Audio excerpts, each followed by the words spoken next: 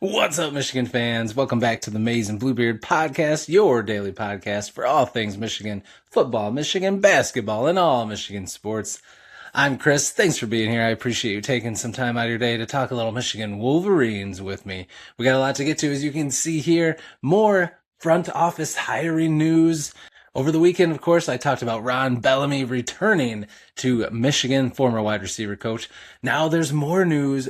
What position? Who is it? We'll talk about it. And of course, we got a lot to recap from the weekend. Michigan basketball, men's and women's advanced to the Sweet 16.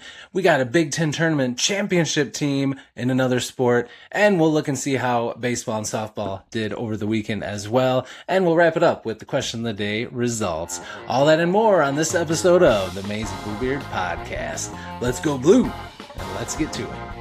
Over the weekend, I put out a video talking about how Ron Bellamy was going to be returning to Michigan as the new director of player personnel. He's going to do scouting, work in the front office, and I think it's a great hire, of course, because even though he wasn't our favorite wide receiver coach, he was a great recruiter, loved by players families, and I think this is a perfect role for him. He's a great relationship builder and a great recruiter, and I think it's a slam dunk hire. But that's not the only news coming out. The Wolverine and ON3 was reporting that Michigan is in talks with an NFL veteran scout, someone who was with the Giants for 20 years in different spots, different positions, and someone who they're looking at for the assistant general manager role who would work right under Dave Peliquin, and that is Chris Petit.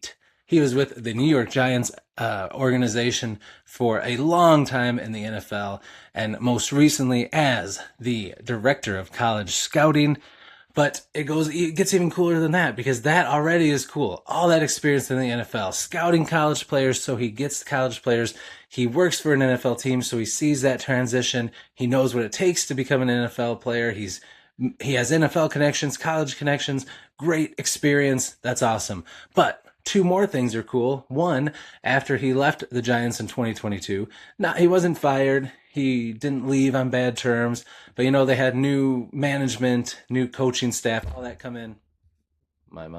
They had all that come in, and sometimes they just switch things up and move on. He was ready to move on. They moved on. Mutual thing. But he was very highly thought of when he was there. But anyway, after he left, he co-started a business called Scout Smarter AI, where he uses AI stuff to organize all of your notes and thoughts, and it just helps you look at different charts and different things. So new age technology for scouting. So he knows the old way, he knows the new age technology part, and that's really cool. But plus, I dug a little more, and before he went to the Giants and to become a scout, he was an assistant coach, and that part's cool. So he's been on the coaching side working with college athletes.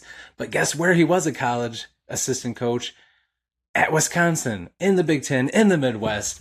So he's got coaching experience. He's got roots in the Midwest. He's got NFL experience and college experience, scouting experience. He knows the new age technology, the old stuff. Fantastic. So this would be another slam dunk hire. We'll keep an eye on it. I'll dig more into Chris Petit. We'll learn more about him, and I'll let you know. But for now, they're in talks. They're interested, and I think that this would be awesome. So I'll keep you updated and let you know if I hear anything cemented for sure. But this could be the next big hire in Michigan's front office. We shall see. Let me know what you think down in the comments.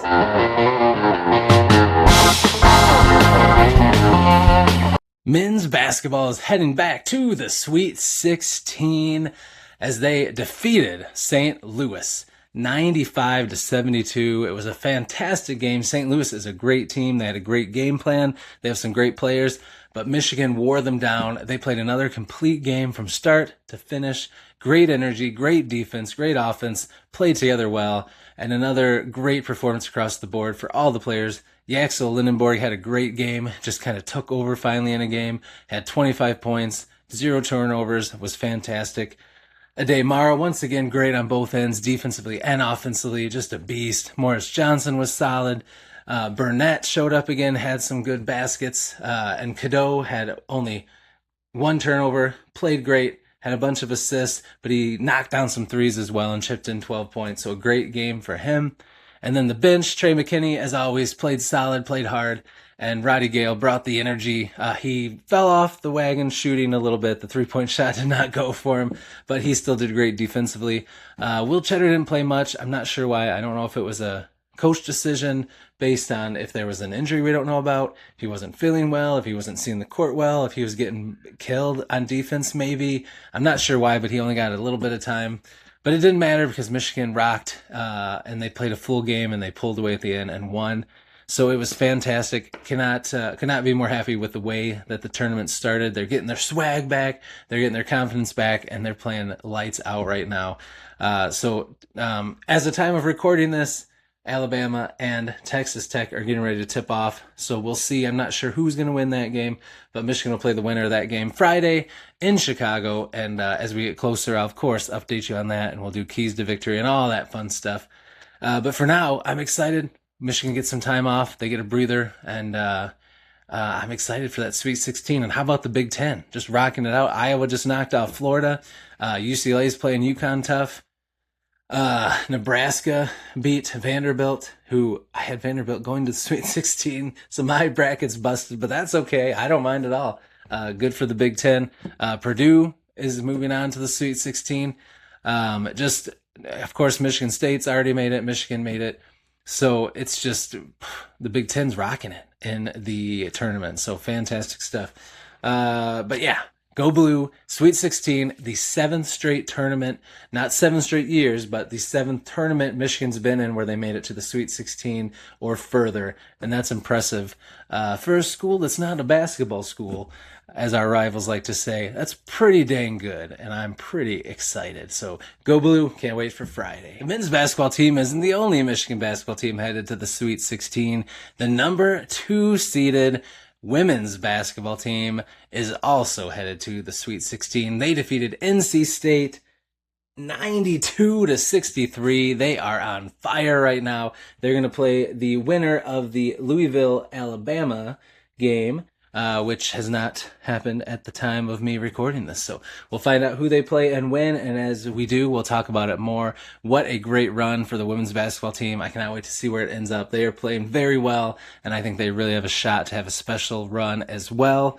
But that's not the only big news in Michigan sports this weekend. We got a Big Ten tournament champion to talk about, and I'm talking about hockey. They defeated Ohio State. Bosa beat Ohio State again and again and again and again. It's fun. We like it. They've defeated Ohio State for the Big Ten championship 7-3. Ohio State came out swinging. They had a losing record. The only way they could make the NCAA tournament would be to beat Michigan and get the automatic Big Ten bid. So they came out swinging and they got up 3-2, but then Michigan scored 5 unanswered goals and just blew them out of the water 7-3. And Michigan is the Big Ten tournament champion. And it feels good, real good. So that was awesome. Michigan is the number 1 overall seed in the NCAA hockey tournament, which is fantastic because, again, I just kept hearing how Michigan State was so much better than Michigan. But Michigan won the Big Ten, beat Ohio State, which beat Michigan State, and now Michigan's the number 1 overall seed. You gotta love it. You gotta love it. So Michigan will take on Bentley, who in 23-11-5.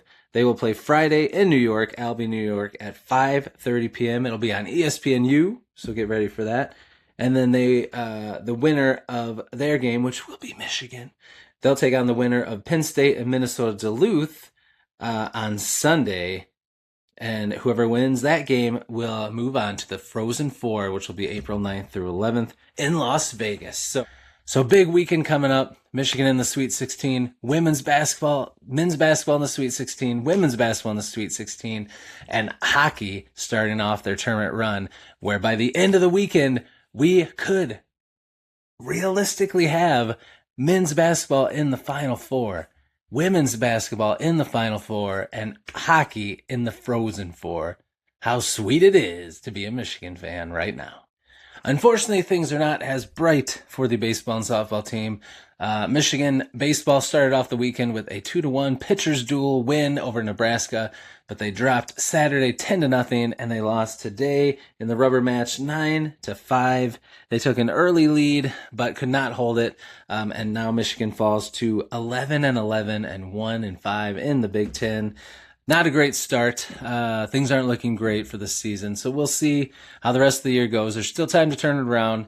Nebraska's a pretty good team, and USCLA is one of the best teams in the country, so not an easy start in the Big Ten, but Michigan's got to get it going quick, or it's going to be another average year. So we shall see how that ends up. And softball, not a great stretch as well.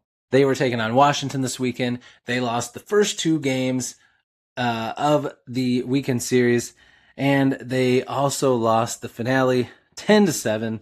They fall to 19-12 and 0-6 in the Big Ten as they've lost both of their first 2 series. Again, Washington and Nebraska, 2 of the best teams in the Big Ten in softball and in the country. So a rough start, rough draw, but it's how you see how good you are. And baseball and softball aren't looking like they're up to snuff this year, which is a bummer. But Michigan softball does have a decent overall record. They'd have time to turn it around, but it's going to have to be quick for both of them, or they're going to be on the outside looking in, which would be a bummer because softball has always been a team that you can count on to make it to the College World Series most years, and it's just hasn't been that way as of late. And baseball, of course, we all remember how awesome that one year was when they went on that run. So it's a lot more fun when you have a great baseball and softball team. So hopefully they can turn it around, but not a great weekend for them. But luckily for basketball and hockey, it's going really good. Now it's time for the question of the day results. You get a bonus one because I didn't put out a video yesterday because I had life happening and a lot of processing issues. So I had to just scrapped the video yesterday. So we're going to talk about 2 question of the day results. First, we'll start with the one from Saturday with the NCAA tournament in full swing. I asked, what is the best Michigan March Madness moment for you?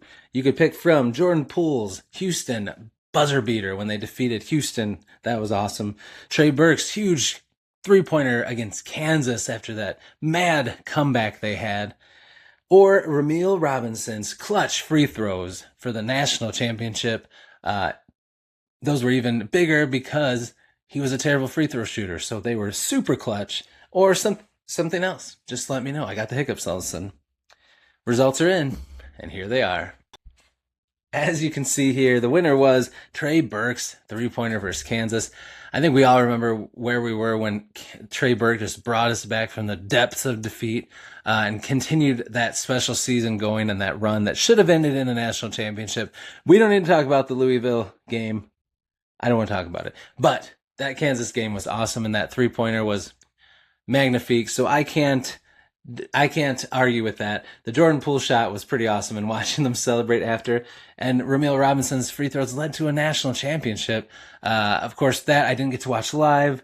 I was only about 6 when that happened, so I've seen replays, highlights, documentary stuff, and that's huge. But I would probably go with the Burke one too because I watched it live, and I just remember being so pumped, and it was just so awesome.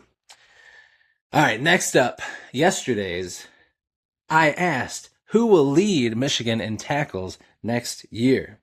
You could choose from Nathaniel Owusu-Boateng, Troy Bowles, Smith Snowden, or somebody else. Results are in, and here they are. As you can see here, the winner was Nathaniel Owusu-Boateng, and I would agree. I do think it's going to be a linebacker, I think. Now, sometimes you do have that nickelback Viper type player that does get a lot of tackles. So maybe like somebody like Mason Curtis or Taylor Tatum could get that spot if they get into that safety linebacker hybrid role or a slot nickelback. But I do think it'll be a linebacker, and I think it'll be between 3. It's either going to be Nathaniel Owusu-Boateng, who I think is going to be a stud this year, Troy Bowles, who I think is also going to be a stud because he's finally going to get his shot to shine, or Nathaniel Stalling, who we got from North Dakota State. I think he's going to be a stud as well. I think those 3 are going to have a great year. So one of them will be the leading tackler, but they're all going to have a great year, and I cannot wait. Thanks for everybody that voted. Remember, I do a question of the day every day. So if you didn't vote today yet, head to the community tab after this and vote. That's going to do it for this episode of the Amazing Bluebeard podcast. Thanks for hanging out with me. I hope you had a good time. If this is your first time here and you haven't subscribed yet, please consider subscribing. We would love to have you join the community and be a part of this amazing group of Michigan fans. Also, we're working towards 1,000 subs, and when we get there, we're going to have a celebration. I'm going to dye my beard maize and blue, so help us get closer to that. Also, if you are subscribed, I appreciate your support. Be sure to hit the like button. It helps YouTube know that people are having fun, and they'll send this video out to more people and help us grow our community even more. And finally, please leave a comment. I respond to everyone, and I love talking to you all in the comment section. So I'll see you in the comment section, and I'll see you in the next video. And until then, hope your Monday's going well. And as always, go blue.